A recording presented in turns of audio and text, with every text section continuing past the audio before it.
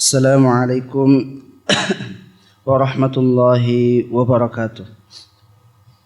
Innal hamdalillah nahmaduhu wa nasta'inuhu wa nastaghfiruh wa na'udzu billahi min shururi anfusina wa sayyiati a'malina. Man yahdihillahu fala mudilla lahu wa man yudlilhu fala hadiyalah. Ashhadu an la ilaha illallah wahdahu la syarika lah wa ashhadu anna Muhammadan 'abduhu wa rasuluh. Ya ayyuhalladzina amanu taqullaha haqqa tuqatih wa la tamutunna illa wa antum muslimun. Amma ba'du, jamaah salat subuh yang dimuliakan oleh Allah Subhanahu wa taala, kita lanjutkan kembali pelajaran kita dalam pembahasan As-Sirah An-Nabawiyah, yaitu perjalanan hidup Rasulullah sallallahu alaihi wasallam dalam menyampaikan risalah Allah Subhanahu wa taala. Pada pertemuan sebelumnya kita telah membahas tentang Ghazwatu Bani Nadir, yaitu perang Bani Nadir. Satu kelompok dari beberapa kelompok orang Yahudi yang ada di Madinah, yang mana ada perjanjian damai dengan Nabi sallallahu alaihi wasallam bahwa bagaimanapun keadaan Madinah, maka semuanya harus bersama-sama untuk mendamaikan kota Madinah. Jika ada penyerangan dari luar, maka semuanya harus ikut membela kota Madinah. Dan jika ada di antara kaum muslimin ataupun orang Yahudi yang membunuh, maka kewajiban untuk membayar diat itu dibebankan untuk semua yang ikut dalam perjanjian damai tersebut. Maka ketika terjadi pengiriman dai ke Najd sebanyak 70 orang, maka ternyata dai-dai itu dibunuh oleh orang-orang yang ada di Najd. Dan selamatlah satu orang. Ketika kembali, dia mendapati 2 orang dari Bani Kilab dalam keadaan tertidur di sebuah pohon. Maka yang selamat ini pun ingin membalas dendam atas kematian sahabat-sahabat Nabi sallallahu alaihi wasallam yang 70 orang itu. Maka dia pun membunuh dua orang ini. Setelah sampai kepada Nabi sallallahu alaihi wasallam, dikabarkanlah padanya bahwa aku telah membunuh 2 orang dari Bani Kilab. Dan ternyata Bani Kilab ini ada perjanjian damai dengan Nabi sallallahu alaihi wasallam. Maka Nabi pun berkata, la adiyannahuma, sungguh aku akan membayar diat 2 orang tersebut. Ini artinya Nabi sallallahu alaihi wasallam walaupun telah ditipu oleh orang-orang Najd, orang-orang musyrikin, dan membunuh sahabat-sahabatnya sebanyak 70 orang, tidak serta-merta Nabi SAW mengatakan bahwa kalian telah membunuh 70 orang. Kami membunuh 2 orang, kenapa mesti kami harus bayar? Karena ini telah ada perjanjian damai, maka kewajiban seorang muslim harus menepati janjinya. Bahwa jika orang muslim membunuh selain muslim yang ada perjanjian damai dengannya, maka harus dibayar diatnya. Walaupun kenyataannya tidak seimbang antara 70 dengan 2 orang. Maka oleh karena itu Nabi sallallahu alaihi wasallam pun mengumpulkan diat sebanyak 200 ekor onta. Karena 2 orang, satu orang 100 onta, berarti 200 onta yang harus Nabi SAW bayar. Maka Nabi SAW pun melibatkan orang Yahudi Bani Nadir untuk ikut serta dalam membayar diat. Maka Nabi SAW mendatangi Bani Nadir, dan ketika didatangi Bani Nadir seakan-akan menyambut Nabi SAW dengan ramah. Tetapi ternyata di belakang itu keramahannya orang-orang Bani Nadir itu memiliki keinginan yang jelek, yang buruk, yaitu hendak membunuh Nabi sallallahu alaihi wasallam. Dengan bersekongkol dengan mereka, ada orang yang menghadapi Nabi ajak ngobrol, dan ada orang yang mengambil batu naik ke atas lantai 2 dan bersiap-siap untuk melemparkan batu tersebut di atas kepala Nabi sallallahu alaihi wasallam. Maka dengan niat buruk itu, malaikat Jibril memberi kabar kepada Nabi sallallahu alaihi wasallam, sehingga Nabi sallallahu alaihi wasallam pun segera untuk meninggalkan Bani Nadir, yang dengannya Nabi SAW marah kepada Bani Nadir dan menyatakan bahawa Bani Nadir telah merusak perjanjian, telah memutuskan perjanjian damai. Maka oleh karena itu, karena mereka telah merusak perjanjian, maka mesti kita usir mereka keluar dari Madinah. Karena kita tidak aman lagi bertetangga dengan orang-orang Yahudi. Dan memang seperti itulah sifat orang-orang Yahudi, senang untuk berkhianat. Dimanapun mereka melakukan perjanjian, pasti mereka sendirilah yang akan merusak perjanjian itu. Yang olehnya Nabi SAW pun mengumpulkan pasukan untuk menyerang Bani Nadir. Maka Nabi SAW pun mengirim surat kepada mereka, memberikan waktu 10 hari agar dia meninggalkan kampung Bani Nadir. Tapi ternyata orang-orang munafik yang senangnya bersekongkol dengan orang-orang Yahudi pun mendatangi Bani Nadir lalu berkata, jangan kalian keluar. Kami akan membawa kepada kalian kekuatan sebanyak 2.000 orang. Dan kami akan panggil juga Bani Ghatafan untuk membantu kalian, sehingga kekuatan kalian menjadi besar. Dan orang-orang Muslim atau Nabi SAW tidak mampu mengusir kalian keluar dari kota Madinah ini. Tapi ternyata janji dari orang-orang munafik ini pun tak ditepati. Ketika Nabi SAW menyerang mereka, tak satu pun datang orang-orang Yahudi membantu tak satu pun orang munafik datang membantu orang-orang Yahudi. Begitupun dari Bani Ghatafan. Sehingga Allah Subhanahu wa taala mensifati mereka seperti syaitan. Kama salis syaitan, seperti syaitan. Idh qala lil insani kfur, ketika syaitan berkata kepada manusia, kafirlah kalian. Falamma kafara, maka tatkala orang-orang kafir, qala inni bari'um min, dia berkata, aku berlepas diri denganmu. Maka begitu pun orang-orang munafik, bertahanlah kalian, kami akan bantu kalian. Maka tatkala Nabi serang mereka berkata, kami berlepas diri dari kalian, kami takut dengan orang-orang Muslim. Maka Bani Nadir pun dikepung oleh Nabi SAW, sehingga akhirnya mereka menyerah dan keluar dari kota Madinah membawa barang-barang mereka. Dan Nabi SAW pun menjadikan harta rampasan dari harta mereka yang disisahkan di kampung itu.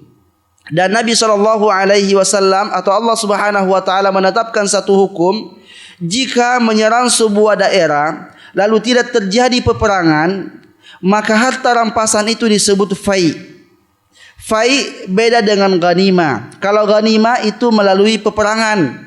Ketika berperang lalu mereka melarikan diri kalah, maka harta yang mereka tinggalkan disebut ghanimah. Itu harus dibagi rata kepada semua peserta yang ikut dalam peperangan. Tapi kalau fai tidak dengan peperangan, mereka meninggalkan, menyerah, maka disebut fai yang ini kembali keputusannya kepada Nabi SAW.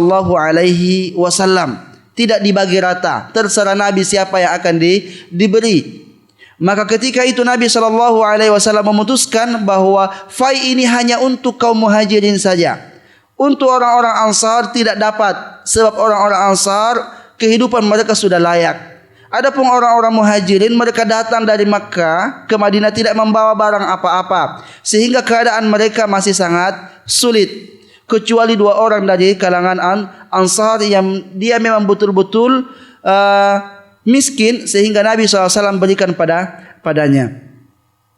Maka setelah kejadian ini, keadaan kaum muslimin semakin kuat, yang mana sebelumnya setelah terjadi perang Uhud itu keadaannya agak turun, pamornya agak menurun karena mereka kalah dalam perang Uhud, sehingga kabilah-kabilah yang non muslim, orang-orang munafik, orang-orang Yahudi itu mereka pada tidak takut lagi kepada kaum muslimin dan menampakkan keberanian mereka kepada kaum muslimin. Wa bihadzal nasr alladhi ahrazahu al-muslimuna fi Bani Nadir duna qital wa tadhiyah tawattada sultanuhum fil Madinah. Maka dengan kemenangan ini yang Nabi SAW menangkan dalam perang Bani Nadir, yang tidak mendapatkan perlawanan sedikit pun, maka semakin kuatlah pemerintahan Nabi SAW di Madinah. Wa tahadzara al-munafiquna 'anil jahri bi kaidihim. Dan orang-orang munafik semakin terlecehkan disebabkan karena mereka menampakkan tipu dayanya kepada kaum muslimin.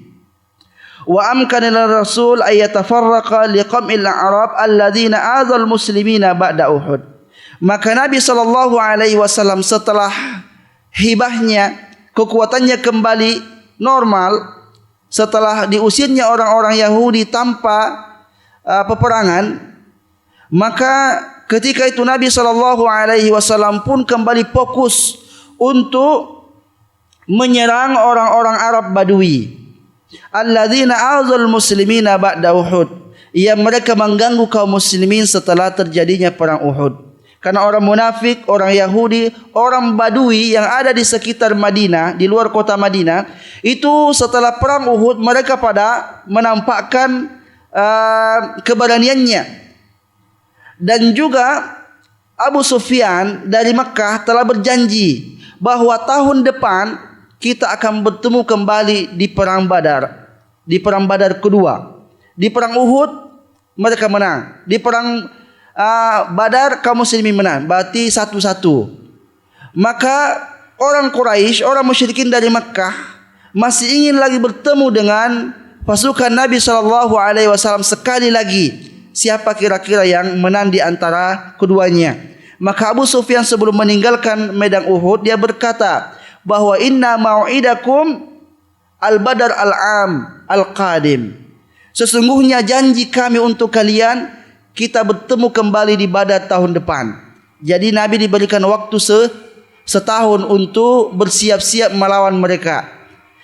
Dalam jangka setahun ini, itu Nabi SAW harus banyak yang dibereskan. Pertama, orang Yahudi harus dibereskan terlebih dahulu sebelum berperang untuk Badar yang kedua. Kemudian juga orang-orang Arab, orang-orang Badui pun mereka harus dibereskan. Kalau orang-orang yang di sekitar Madinah tidak dibereskan, bisa saja mereka bersekongkol dengan orang-orang Quraisy dan bertemu di Badar. Tentu sulit bagi Nabi SAW untuk menghadapi kekuatan yang sangat besar. Orang Quraisy jumlahnya sudah lebih banyak dari kaum muslimin. Ditambah lagi orang-orang Yahudi, ditambah lagi orang-orang Arab Badui. Tentu kekuatan sangat luar biasa. Maka pekerjaan ini sangat berat untuk menghadapi orang-orang Quraisy. Sehingga Nabi SAW harus membereskan satu persatu penghalang-penghalang yang ada di sekitar Madinah. Maka oleh karena itu Nabi SAW naqalat ilaihi istikhbaratul Madinah bitahashshudi jumu'il badwi wal a'rab min Bani Muharib wa Bani Sa'labah min Ghatafan.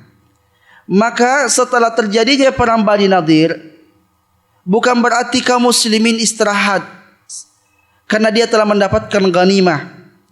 Tetapi setelah terjadinya perang Bani Nadir, datang lagi intelijen kaum muslimin menyampaikan kabar kepada Nabi SAW bahwasanya orang-orang Badui dari Bani Muharib, Bani Sa'labah itu telah mengumpulkan kekuatan untuk menyerang kota Madinah.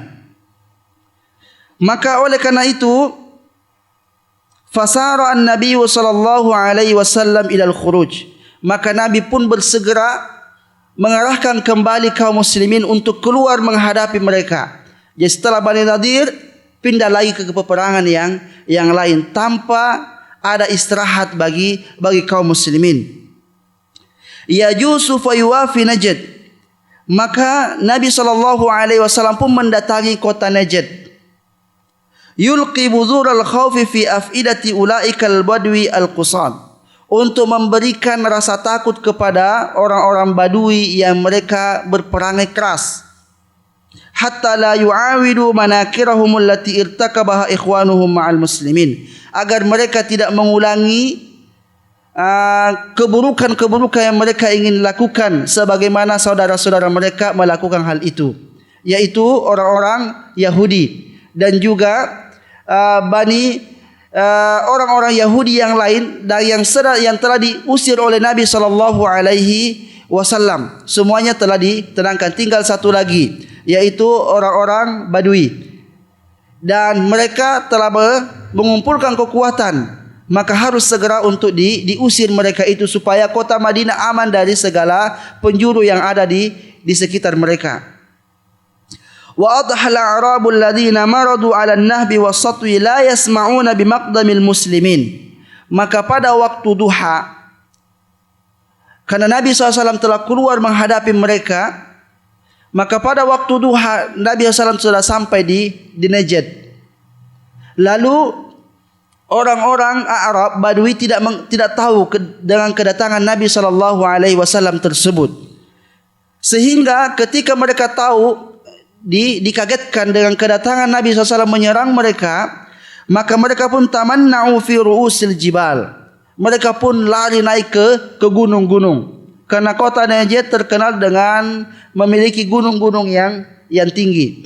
Ketika Nabi SAW mendatangi mereka, maka mereka pun berlarian naik ke atas gunung, takut mereka untuk berperang dengan Nabi sallallahu alaihi wasallam. Wa hakadha arhabal muslimuna hadhihi alqabail almughirah wa khalatu bi masyairihim ar-ra'b thumma raja'u ila al-Madinah aminin.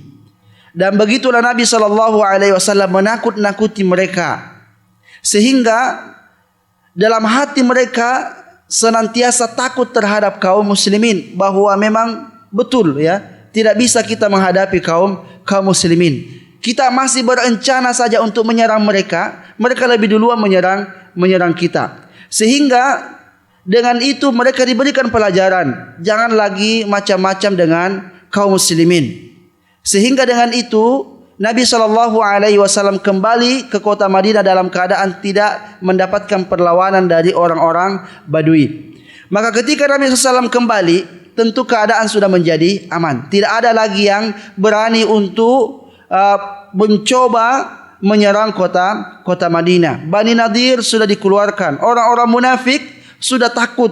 Buktinya ketika mereka ingin membantu Bani Nadir, setelah itu mereka takut, tidak berani lagi untuk mengacaukan kota Madinah. Kemudian orang-orang Badui pun di sekitar Madinah pun sudah tidak ada lagi yang berani untuk menyerang kota Madinah. Maka dalam waktu 6 bulan lagi sampai waktu perjanjian dengan orang Quraisy. Maka di sinilah Nabi sallallahu alaihi wasallam menjadikan kota Madinah kota yang tenang, dan Nabi sallallahu alaihi wasallam mempersiapkan kekuatan untuk menghadapi orang-orang Quraisy di Ghazwati Badar Ats-Tsaniyah, di perang Badar yang kedua. Maka selama setahun itu, setelah terjadinya perang Uhud, selama setahun Nabi sallallahu alaihi wasallam tidaklah bersantai. Tetapi Nabi sallallahu alaihi wasallam hampir setiap bulan melakukan penyerangan-penyerangan demi untuk menenangkan kota Madinah dan demi untuk kembali memulihkan pamor kaum muslimin, bahwa kaum muslimin itu adalah kaum yang sangat kuat. Mereka tidaklah lemah. Walaupun mereka kalah di perang Uhud, tetapi mereka masih kuat. Maka ketika tiba saatnya bulan Sya'ban, karena perang Badar itu di bulan Ramadan, maka di bulan Sya'ban Nabi SAW kedatangan utusan dari Quraisy, membawa berita bahwa orang-orang Quraisy akan datang ke Badar sesuai dengan janjinya di perang Uhud. Dan Abu Sufyan ketika itu mengutus utusan dan membayar utusan itu sebanyak 20 ekor onta dengan tujuan bahwa engkau takut-takuti orang Madinah. kaum muslimin dan Nabi SAW, engkau takuti mereka bahwa orang-orang Quraisy akan datang ke Badar dan mereka akan membawa kekuatan yang sangat besar. Maka oleh karena itu tak perlu kalian untuk keluar. Tak perlu kalian keluar untuk ke Badar menghadapi mereka. Mengalah saja sebelum berperang. Tetapi Nabi SAW tidaklah menerima kabar itu, kecuali Nabi SAW juga semangat untuk menghadapi mereka. Semangat untuk menghadapi orang-orang Quraisy ini. Maka Nabi SAW setelah kedatangan utusan itu pun mengumpulkan kekuatan sebanyak 1.500. Kalau dulu berperang di perang Badar itu 300 orang, lalu di perang Uhud 1.000 orang, maka di perang kali ini Nabi telah mengumpulkan kekuatan juga yang besar, 1.500 orang. Dan Nabi SAW pun membawa penunggang kuda sebanyak 10 orang. Lalu keluarlah Nabi SAW mendahului mereka. Karena ini adalah salah satu strategi perang. Jika ada perjanjian di suatu tempat, maka mestinya kaum muslimin yang lebih dulu untuk sampai di tempat itu, agar dia bisa memilih medan yang tepat untuk mereka jadikan pertahanan. Kalau orang-orang mereka yang duluan, tentu mereka lah yang akan memilih tempat yang strategis. Maka Nabi SAW pun lebih dulu keluar bersama kaum muslimin sebanyak 1.500 orang. Dan kemudian Abu Sufyan pun datang dari Mekah menuju Badar. Mereka membawa pasukan sebanyak 2.000 orang dan penunggang kuda sebanyak 50 orang. Tetapi ternyata ketika Abu Sufyan membawa pasukannya sebanyak 2.000 orang ini melewati perjalanan sebanyak 40 kilo dari Mekah, lalu mereka berhenti di suatu tempat karena mereka takut. Berpikir ya, sekarang 2.000 jumlah kita, lawan kita 1.500. Kalau dulu 1.000 lawan 300 saja kita kalah di perang Badar. Sekarang hampir imbang jumlahnya, 2.000, 1.500. Tentu ini adalah semakin kuatlah kaum muslimin dan sangat sulit bagi kita untuk melawan mereka. Jika saja di perang Uhud jumlah kaum Quraisy itu 3.000, kemudian kaum muslimin hanya 700 orang, di awal peperangan mereka kalah. Maka sungguh sangat berpikir mereka ya, kalau untuk menghadapi kaum muslimin. Hingga akhirnya Abu Sufyan mencari alasan karena sudah takut. Ini tak cocok kita untuk memerangi kaum muslimin saat ini. Kalau kita perang dengan kaum muslimin pasti kita kalah. Maka mereka pun berhenti di suatu tempat lalu berkata bahwa saya berpikir bahwa tidak cocok kita untuk menyerang kaum muslimin tahun ini. Sebab apa? Tahun ini adalah tahun paceklik. Tahun depan itu adalah sebentar lagi kita akan memasuki musim subur, di mana kita bisa bercocok tanam dan juga bisa mengembalakan hewan-hewan kita, kambing-kambing kita yang dengannya kita akan mendapatkan banyak susu. Maka oleh karena itu, bagaimana kalau kita kembali saja ke Mekah, tak perlu melanjutkan perjalanan ke Madinah. Dan ternyata yang 2.000 orang itu pun dari awal sudah takut juga untuk datang ke Badar. Mereka sudah takut juga. Sehingga ketika Abu Sufyan memberikan komando kami akan kembali, tak seorang pun dari mereka yang protes. Semuanya sepakat, iya kalau begitu kita kembali saja. Sehingga dari situ kaum muslimin yang menang ya. Kaum muslimin yang menang di perang Badar yang kedua. Dan sampailah kabar kepada Nabi SAW bahwasanya orang-orang Quraisy kembali ke Makkah dan tidak melanjutkan perjalanan ke Badar untuk melawan kaum muslimin. Maka dengan itu dinyatakanlah bahwa kaum muslimin yang menang dalam perang itu. Maka salah satu bukti bahwa kaum muslimin itu menang, kalau sudah mendapatkan kabar seperti itu, maka Nabi SAW kebiasaannya kalau menang dalam peperangan itu tinggal di tempat itu selama 3 hari. Selama 3 hari dia tetap berada di medan itu dan tidak meninggalkannya. Itu menunjukkan bahwa kaum muslimin menang. Maka ketika mereka tinggal, ternyata kaum muslimin karena mereka membawa bekal dari Madinah ke Badar dan tidak mendapatkan perlawanan dari orang-orang Quraisy, maka bekalnya pun dijual. Jadi berdagang jadinya di kampung Badar. Yang mana di situ yang harga 1 dirham dijual 2 dirham. Yang harga 1 dirham dijual 2 dirham. Jadi 2 kali lipat keuntungan kaum muslimin. Tidak berperang, tapi dia malah berdagang di kampung Badar dan keuntungannya pun 2 kali lipat. Setelah itu kaum muslimin selama 3 hari bertempat di situ. Jadi semua harinya sebanyak 8 hari. 8 hari mereka berada di kampung Badar. Lalu kembali ke Madinah mendapatkan kemenangan. Maka dari situlah semakin kuatlah kaum muslimin, bahwa yang terkenal kuat adalah orang-orang Quraisy tidak berani lagi untuk menyerang kota Madinah. Semuanya sudah menyerah. Padahal inilah yang ditunggu-tunggu oleh Nabi SAW. Selama 6 bulan Nabi sisir seluruh penjuru kota Madinah untuk diamankan, supaya tidak ada yang membantu orang-orang Quraisy.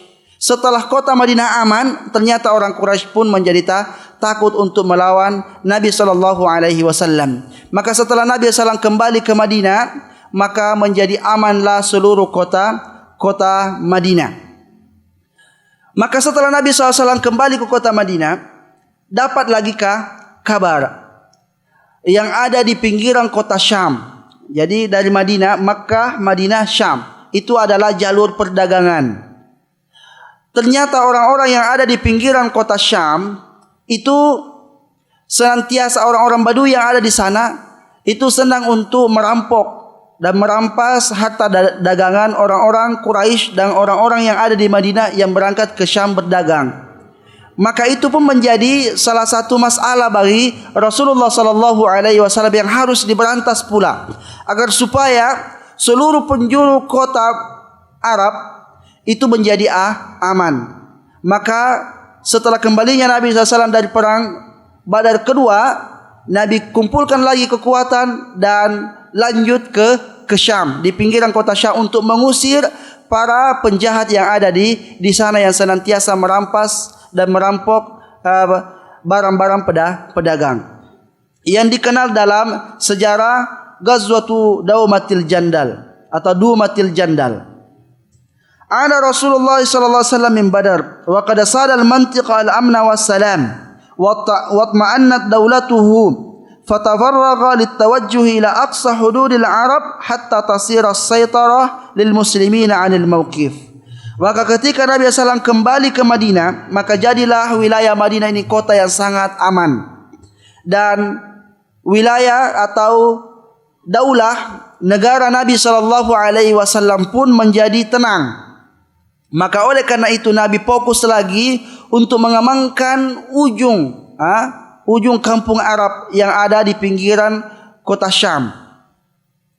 Wa ya'tarifu bidzalikal muwaluna wal mu'adun. Tujuannya adalah agar supaya semua kabilah yang ada di Arab mengakui bahwasanya Madinah inilah sebuah negara yang kuat, dan dengannya tidak ada lagi yang berani untuk mencoba menyerang kota Madinah. Maka Nabi SAW pun ingin mengusir penjahat-penjahat yang ada di pinggiran kota Syam. Maka ba'da Badr as-Saghri fil Madinah 6 ashhur. Nabi SAW tinggal di kota Madinah selama 6 bulan setelah terjadinya perang Badar yang kedua ini. Thumma ja'at ilaihi al-akhbar bi anna al-qabail hawla Dumatil Jandal taqta'u at-tariq hunak. Lalu sampai kabar kepadanya bahwasanya kabilah-kabilah yang ada di Dumatil Jandal senantiasa merampas orang-orang yang lewat di kampung itu. Thumma ja'at ilaihi al-akhbar wa annaha qad hasyarat jam'an kabiran turidu an tuhajima al-Madinah. Dan juga mereka telah mengumpulkan juga kekuatan untuk menyerang kota Madinah. Berani lagi orang-orang di sana untuk menyerang kota Madinah. Maka semuanya yang mencoba untuk menyerang kota Madinah, Nabi SAW harus selesaikan semuanya, bereskan semuanya.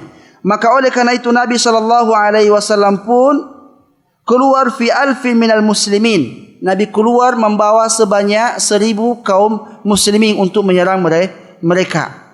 Maka ketika Nabi SAW menuju kampung itu, di malam hari Nabi jalan, di siang hari istirahat. Supaya apa? Supaya orang-orang yang ada di Dumatil Jandal tidak tahu tentang kedatangan Nabi SAW. Dan Nabi melakukan perjalanan sebanyak 15 hari menuju Dumatil Jandal. Maka ketika Nabi sampai di tempat itu, maka seluruh penghuni di kampung itu pun lari kocar kacir dengan kedatangan Nabi SAW. Satu orang pun tidak ada yang tinggal di kampung itu. Sehingga Nabi masuk di kampung itu, semua kampung itu kosong. Tak ada satu orang pun yang berada di kampung itu, karena mereka takut. Lalu Nabi SAW pun tinggal di kampung itu. Setelah itu Nabi utusan menyisir semua kampung itu. Nabi utus, ada yang ke wilayah kiri, kanan, depan, belakang, semuanya didatangi. Ternyata satu orang pun di kampung itu tak ada orang yang tinggal. Maka dengan itu berakhirlah semua kabilah-kabilah yang ingin mencoba menyerang kota Madinah, tak ada lagi yang berani. Maka dari situ jemaah yang dimuliakan oleh Allah Subhanahu wa taala, inilah strategi Nabi SAW untuk mengamankan kota Madinah, agar supaya tidak ada lagi yang berani. Ketika dengar kabar maka langsung didatanginya.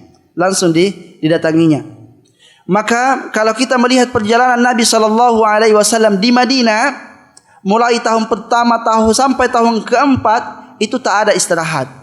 Terus melakukan perang demi perang. Itu semuanya dilakukan agar supaya kota Madinah menjadi kota yang aman, sehingga penduduk kota Madinah jika ingin beribadah kepada Allah Subhanahu wa taala pun bebas mereka untuk beribadah. Kalau kita bandingkan dengan keadaan kita saat ini, tentu sangat berbeda. Keadaan Madinah ketika itu berbahaya. Seluruh penjuru itu mereka ingin menyerang kota Madinah. Tetapi semangat kaum muslimin untuk ibadah ketika itu sangat luar biasa. Walaupun dalam keadaan yang sulit, mereka sangat bersemangat untuk melakukan ibadah kepada Allah Subhanahu wa taala. Tetapi keadaan kita saat ini sungguh sangat jauh lebih aman lagi. Tetapi dengan amannya ternyata kaum muslimin banyak yang lalai, yang tidak mempergunakan waktu-waktu itu untuk mendulang pahala yang banyak, melakukan amal ibadah yang banyak. Justru karena ketenangan dan keamanan itu ada, maka dengannya banyak kaum muslimin yang lalai dan lupa kepada Allah Subhanahu wa taala. Mestinya dengan amannya itulah kesempatan bagi kaum muslimin untuk banyak melakukan belajar, banyak melakukan ibadah kepada Allah Subhanahu wa taala, banyak melakukan dakwah, mengajak orang-orang non-muslim untuk masuk ke dalam Islam. Maka kalau kesempatan itu kita sia-siakan, maka tentu kita termasuk orang-orang yang kufur nikmat, kufur tentang waktu yang Allah Subhanahu wa taala berikan untuk kita. Mungkin seandainya kita yang hidup di zaman Nabi, mungkin kita akan mengeluh, ini kerjanya perang aja terus, perang saja terus. Kapan istirahatnya? Sekarang istirahat terus, tidak ada perang. Kenapa kita tidak mengambil waktu itu, memanfaatkan waktu itu untuk mengumpulkan amal ibadah yang banyak? Demikianlah jemaah yang dimuliakan oleh Allah Subhanahu wa taala yang dapat kita sampaikan pada kesempatan yang mulia ini. Mudah-mudahan ada manfaatnya buat kita semua. Wa sallallahu ala nabiyyina Muhammadin wa ala alihi wa sahbihi wa sallam. Subhanakallahumma wa bihamdika asyhadu an la ilaha illa anta astaghfiruka wa atubu ilaik. Wa akhiru da'wana alhamdulillahi rabbil alamin. Wassalamualaikum warahmatullahi wabarakatuh.